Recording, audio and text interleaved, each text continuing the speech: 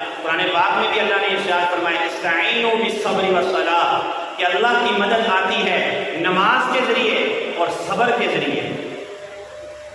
صبر کی مثال اللہ تعالیٰ نے قرآن پاک میں حضرت ایوب علیہ السلام کی دی ہے کہ جب اللہ نے ان کو بہت زیادہ مال و دولت دیا، بہت زیادہ اولاد تھی، سب کچھ چھین لیا، مال چھین لی، دولت چھین لیا، اولاد چھین لی،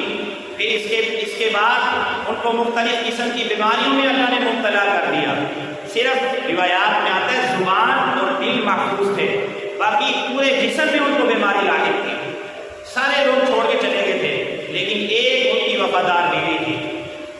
لیکن ہر وقت اللہ سے گر گڑاتے رہتے تھے، اللہ کی رحمت سے مایوس نہیں ہوئے۔ تو پھر اللہ نے فرمایا کہ یہ جو میرا بندہ